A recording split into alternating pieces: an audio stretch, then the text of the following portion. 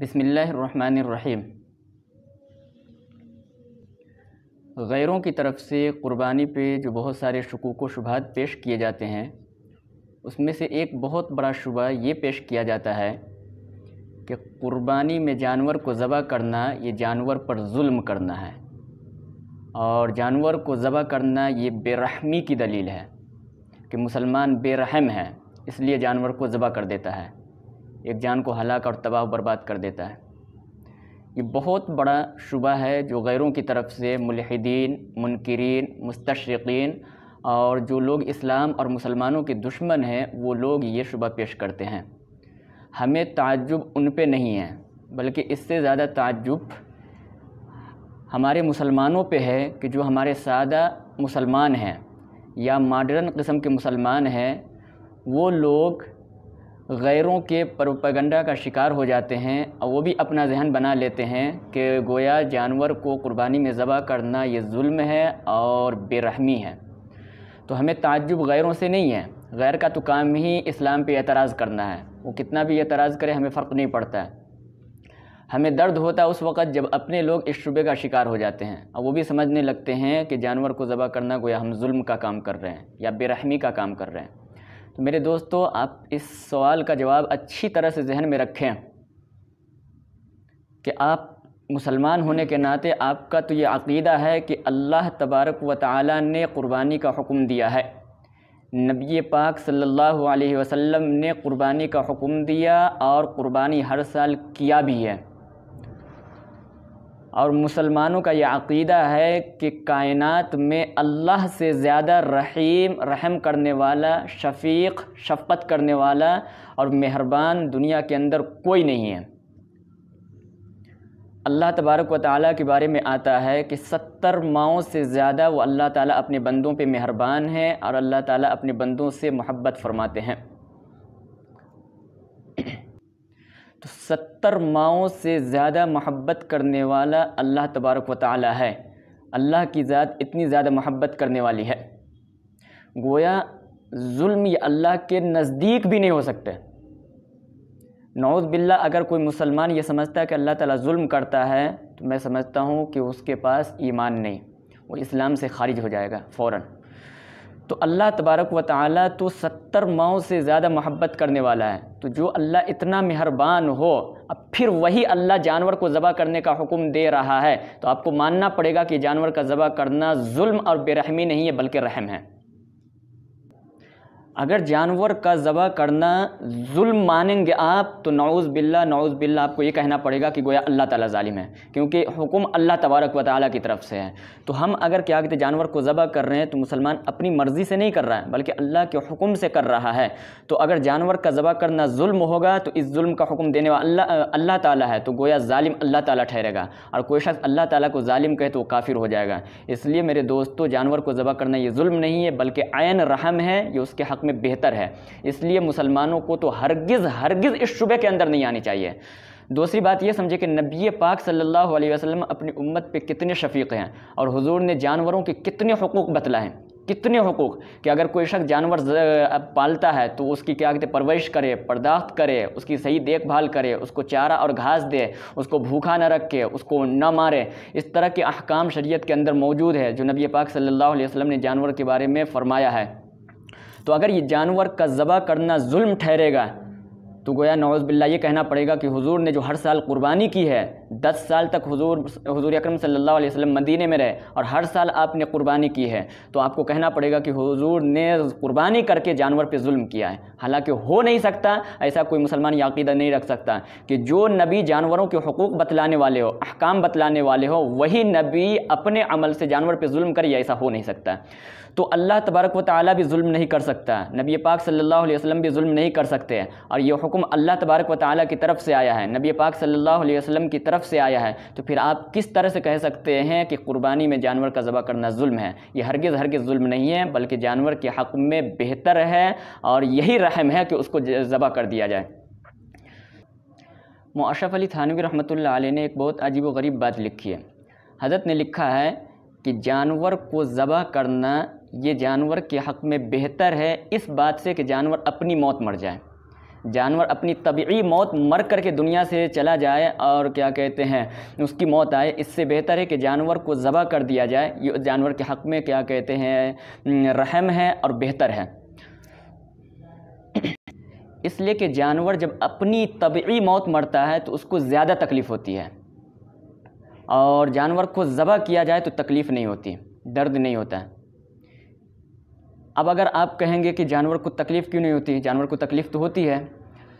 تو اگر کوئی مسلمان ایسا سمجھتا ہے تو وہ شریعت کے قانون کو اصل میں سمجھا نہیں ہے۔ دیکھیے، جانور کو ذبح کرنے سے پہلے حکم یہ ہے کہ بسم اللہ اللہ اکبر کہہ کر کے جانور کو ذبح کیا جائے، اللہ کا نام لے کر کے جانور کو ذبح کیا جائے۔ جب بسم اللہ اللہ اکبر کہہ کر کے جانور کو ذبح کیا جاتا ہے تو یہ اللہ کا نام سن کر کے جانور اتنا مست ہو جاتا ہے کہ اس کو کٹنے کا احساس تک نہیں ہوتا اور جان دینے کے لیے تیار ہو جاتا ہے۔ اس لیے جانور کو ذبح کرنا یہ زیادہ بہتر ہے ان کی طبعی موت سے۔ اب اگر کوئی مسلمان یہ کہے کہ آپ نے کہا کہ جانور کو درد نہیں ہوتا، تکلیف نہیں ہوتی، ہم تو دیکھتے ہیں کہ کیا کہتے ہیں پتہ چلتا ہے کہ جانور کو درد ہوتا ہے۔ اگر جانور کو درد نہیں ہوتا ہے تو پھر جانور ذبح کرنے سے پہلے تڑپتا کیوں ہے؟ جانور کبھی کیا کہتے ہیں بلکتا کیوں ہے؟ جانور کبھی کیا کہتے ہیں چھڑا کر کے بھاگ کیوں جاتا ہے؟ کبھی کیا کہتے ہیں چھری کے نیچے ہوتا ہے پھر کھڑا ہو جاتا ہے؟ تو اگر جانور کو درد نہیں ہوتا تو پھر یہ اس طرح سے چھٹپٹاتا کیوں ہے؟ کیا کہتے ہیں اٹھتا کیوں ہے، کھڑا کیوں ہوتا ہے؟ اس کے بعد کیا کہتے ہیں اس کی آنکھوں سے آنسو کبھی کبھی گرتے، تو یہ کیوں ہوتا ہے؟ تو اس کا جواب یاد رکھیں کہ درد کی دو قسمیں ہیں، ایک ہے درد عداوت، ایک ہے درد محبت۔ جانور کو جو درد ہوتا ہے وہ درد عداوت نہیں ہوتا بلکہ درد محبت ہوتی ہے۔ اس کو اس طرح سے آپ سمجھیں کہ جیسے ایک آپ کا دشمن ہے، وہ آپ سے ہاتھ ملائے اور ہاتھ زور سے دبا دے تو آپ کو تکلیف ہوتی ہے اور آپ اس سے ناراض ہو جاتے ہیں فوراً، اور اسی ہاتھ کو آپ کا کوئی قریبی دوست جو بہت دنوں کے بعد آپ سے ملا ہو اور وہ کیا کہتے ہیں مصافحہ کرنے کے بہانے زور سے آپ کو دبا دے یا آپ کو معانقہ کرنے میں کیا کہتے ہیں آپ کے بدن کو دبا دے، تو آپ کو تکلیف تو ہوتی ہے لیکن مزہ آتا ہے، ساتھ میں مزہ آتا ہے۔ اس کو کہتے ہیں درد محبت۔ تو اور پہلا جو دشمن نے آپ کا ہاتھ دبایا تھا یا بدن دبایا وہ درد عداوت تھی، اس لیے اس کی وجہ سے نفرت پیدا ہو جاتی ہے، اور دوست اگر ہاتھ کو دبائے تو اس سے نفرت پیدا نہیں ہوتی اگرچہ کہ تکلیف ہوتی ہے۔ تو تکلیف ہونے کے باوجود آدمی لذت محسوس کرتا ہے۔ یہی حال جانور کو ذبح کرنے کا ہے کہ جب اللہ کا نام لے کر کے جانور کو ذبح کیا جاتا ہے تو تکلیف تو ہوتی ہے لیکن یہ تکلیف محبت ہوتی ہے، یہ درد محبت ہوتی ہے، درد عداوت نہیں ہوتی، اس لیے جانور قربان ہو جاتا ہے۔ اس کو اگر آپ سمجھنا ہے تو دوسری مثال سے اس طرح سے سمجھیں کہ ایک آدمی ہے جو شامی کباب کھا رہا ہو، تو وہ شامی کباب بھی کھا رہا ہوتا ہے، اس کی آنکھوں سے آنسو بھی ٹپکتے رہتے ہیں۔ اب اگر سامنے والا دیکھ کر کے اس کو کہے بھائی جب تم کیا کہتے رو رہے ہو، کباب کھانے سے تمہیں تکلیف ہو رہی ہے، آنسو گر رہے تو تم کیوں کھا رہے ہو؟ تو صاف جواب دے گا کہ آنسو اپنی جگہ لیکن کباب کھانے کا جو مزہ ہے وہ مزہ کیا کہتے اپنی جگہ ہے، اس مزے کے سامنے تکلیف کا کوئی احساس نہیں ہوتا ہے۔ تو شامی کباب کھانے والا روتا بھی رہتا ہے لیکن ساتھ میں اس کو اتنی لذت اور کیا کہتے اتنا مزہ آتا ہے کہ اس مزے کے سامنے کیا کہتے ہیں اس کو تکلیف کا احساس نہیں ہوتا اور وہ کباب کھانے کو چھوڑ نہیں سکتا۔ تو اسی طرح سے جانور پہ جب بسم اللہ پڑھا جاتا ہے تو اللہ کا نام سن کر کے جانور اتنا مست ہو جاتا ہے کہ اس کو اگرچہ تکلیف ہوتی ہے لیکن اس تکلیف کا احساس نہیں ہوتا کیونکہ وہ درد محبت اور تکلیف محبت ہوتی ہے۔ تو خلاصہ کلام یہ نکلا کہ جانور کو ذبح کرنا یہ ظلم نہیں ہے، بے رحمی نہیں ہے بلکہ عین رحم ہے۔ دوسرا شبہ جو غیروں کی طرف سے یہ کیا جاتا ہے کہ جانور کو ذبح کرنا یہ خلاف عقل ہے، عقل کے خلاف ہے، یہ عقل میں بات نہیں آتی ہے کہ آپ ایک جانور کو کیا کہتے ہیں اس کا کوئی قصور نہیں، آپ نے کیا کہتے چھری لیا اور جانور کو 2 ٹکڑے کر دیے، ذبح کر دیا، یہ عقل میں آنے والی بات نہیں ہے۔ تو اس کا جواب یہ ہے کہ جانور کو ذبح کرنا یہ خلاف عقل نہیں بلکہ مطابق عقل ہے، یہ عقل کے بالکل مطابق ہے۔ وہ اس لیے کہ دیکھیے ایک ہے انسان ایک ہے جانور، اللہ نے انسان کو جانور کے لیے نہیں پیدا کیا بلکہ جانور کو انسان کے لیے پیدا کیا ہے، اور کائنات کی ہر چیز کو انسان ہی کے لیے پیدا کیا ہے۔ اللہ تبارک و تعالیٰ نے قرآن کریم میں فرمایا هو الذی خلق لکم ما فی الارض جمیعا، کہ وہ اللہ جس نے کائنات کی ہر چیز کو تمہارے فائدے کے لیے پیدا کیا ہے، یعنی انسان سے کہا جا رہا ہے کہ تمہارے فائدے کے لیے پیدا کیا ہے۔ یہ کیا کہتے ہیں دن رات چاند سورج پیڑ پودے دریا پہاڑ سمندر جتنی بھی چیزیں کائنات کے اندر موجود ہے ہر چیز کو اللہ نے انسان کے فائدے کے لیے پیدا کیا ہے۔ تو جانور کو بھی انسان کے لیے پیدا کیا، انسان کو جانور کے لیے پیدا نہیں کیا ہے۔ تو تو جب جانور پیدا ہی ہوا انسان کے فائدے کے لیے تو انسان اس کو ذبح کر دے تو یہ عقل کے خلاف کیسے ہوئے؟ یہ تو بالکل عقل کے مطابق ہے۔ ہاں اگر انسان کو جانور کے لیے پیدا کیا جاتا ہے اور پھر جانور کو انسان ذبح کر دیتا تو آپ کہتے کہ یہ تو خلاف عقل ہے کہ انسان کو پیدا کیا جانور کے لیے تو جانور کو کیوں ذبح کیا جا رہا ہے؟ تو جب جانور پیدا ہی ہوا انسان کے فائدے کے لیے تو جس طرح سے ہم اس کا دودھ پی کر کے فائدہ اٹھاتے ہیں، اس پہ سواری کر کے فائدہ اٹھاتے ہیں، اس کو کرائے پہ دے کر کے پیسہ حاصل کر کے ہم فائدہ اٹھاتے ہیں، اس پر بار برداری کر کے کیا کہتے ہیں ہم فائدہ اٹھاتے ہیں، اسی طرح سے اس کو ذبح کر کے گوشت کھا کر کے بھی ہم فائدہ اٹھاتے ہیں۔ تو جو جانور ہم انسانوں کے فائدے کے لیے پیدا ہوا جب اس کو ہم اپنے فائدے کے لیے ذبح کر دیں تو اس میں کیا کہتے ہیں خلاف عقل کی بات کیا ہے؟ یہ تو بالکل عقل کے مطابق ہے۔ دوسری بات یہ سمجھیں کہ انسان کے جسم کے اندر بعض اعضاء ایسے ہیں کہ اس کی کمی گوشت کے بغیر پوری کی ہی نہیں جا سکتی۔ جب تک انسان گوشت نہ کھائے اس جسم کی کمی پوری نہیں ہو جاتی، اس عضو کی کمی پوری نہیں ہو سکتی ہے۔ تو اس کا بھی تقاضا یہ ہے کہ جانور کو ذبح کیا جائے، انسان اس کا گوشت کھائے تاکہ انسان کا وہ عضو جو کمی کا شکار ہے وہ گوشت کھا کر کے اس کمی کو دور کیا جا سکے اور وہ کمی دور ہو جائے۔ تیسری بات سمجھیں کہ جانور ایک عمر کو پہنچنے کے بعد وہ بالکل ناکارہ ہو جاتا ہے، وہ دودھ دینے کے قابل نہیں رہتا ہے، وہ بوجھ اٹھانے کے قابل نہیں رہتا ہے، وہ اور کیا کہتے کام کے قابل نہیں رہتا ہے۔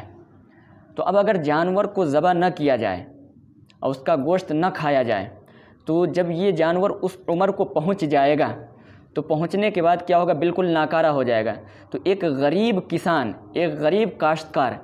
جو اپنا پیٹ نہیں بھر سکتا ہے، جب اس کے پاس بہت سارے جانور ہوں گے تو جانور کا پیٹ کس طرح سے بھرے گا؟ تو اس لیے عقل یہ کہتی ہے کہ جانور کو ذبح کر دیا جائے تاکہ وہ جانور اس عمر کو پہنچنے سے پہلے ہی کیا کہتے ہیں انسان کے فائدے میں استعمال ہو جائے، انسان اس سے فائدہ اٹھا لے۔ اگر اس عمر کو پہنچ گیا تو غریب آدمی کے لیے بوجھ بن جائے گا، تو وہ غریب جو اپنا پیٹ نہیں بھر سکتا وہ جانوروں کا پیٹ کس طرح سے بھرے گا؟ یہاں پہ ایک بات بھول گیا، اگر کوئی شخص اعتراض کرے کہ جس طرح سے جانور کو ذبح کرنا یہ جانور کے حق میں بہتر ہے، اپنی طبعی موت سے بہتر ہے کہ اس کو ذبح کر دیا جائے، تو اگر کوئی شخص یہ کہے کہ پھر انسان کو بھی ذبح ہی کر دینی چاہیے، انسان بھی اپنی طبعی موت مرے، اس سے بہتر ہے کہ انسان کو بھی ذبح کر دیا جائے تاکہ یہ بھی مر جائے، تو حضرت معاشرف علی تھانوی رحمۃ اللہ علیہ نے اس کا بہت اچھا جواب دیا ہے۔ حضرت نے فرمایا کہ ایک انسان ہے، ایک جانور ہے، انسان اور جانور کے اندر فرق ہے۔ فرق یہ ہے کہ دنیا کو پیدا کرنے کا مقصد ہے انسان کی نسل کو باقی رکھنا ہے، ابقائے نسل، تو انسان کو باقی رکھنا چاہتا ہے اللہ تعالیٰ، تو اگر آپ اس کو ذبح کریں گے تو اس کی نسل ختم ہوگی،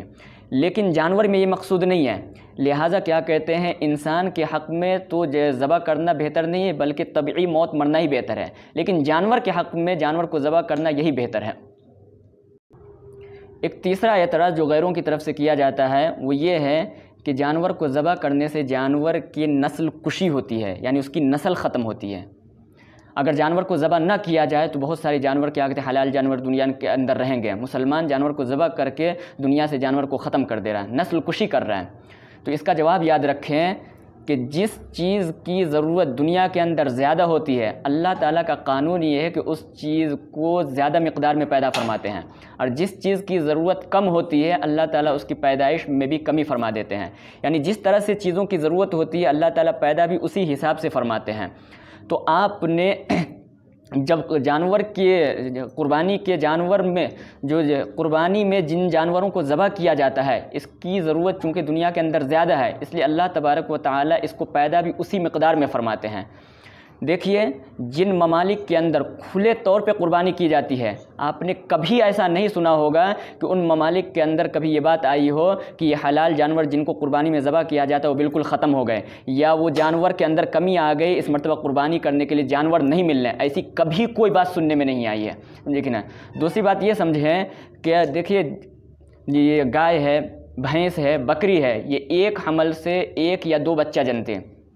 اس کے مقابلے میں کتا ہے، بلی ہے جو ایک حمل سے 4 4 5 5 6 6 بچہ جنتی ہے، لیکن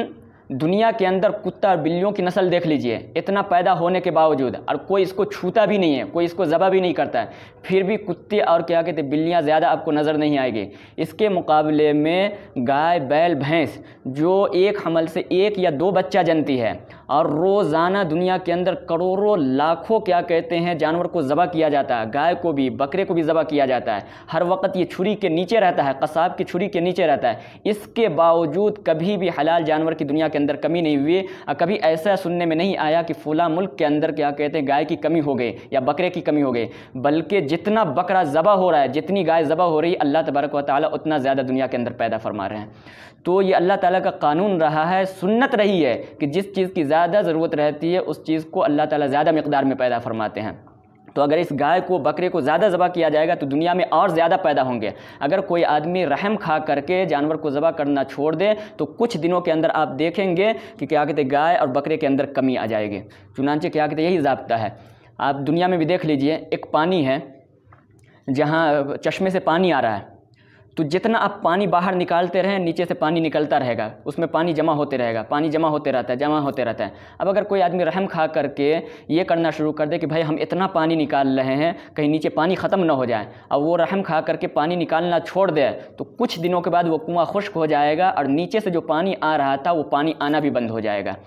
तो कुएं पे रहम ये नहीं कि उसके पानी को छोड़ दिया जाए, बल्कि उसका पानी जितना ज़्यादा निकाला जाएगा उतना नीचे से ज़्यादा मिक़दार में पानी पैदा होते रहेगा, अल्लाह ताला पैदा फरमाते रहेगा। तो इसी तरह से जानवर जितना ज़्यादा दुनिया के अंदर ज़बह होंगे अल्लाह तबारक व तआला उतना ही ज़्यादा पैदा फरमाते रहेंगे। और जब इसके अंदर कमी होगी तो उसके बाद क्या कहते हैं जानवर, जब कुर्बानी में ज़बह नहीं किया जाएगा और जानवर को ज़बह करना छोड़ दिया जाएगा तो उसकी पैदावार में भी कमी आ जाएगी।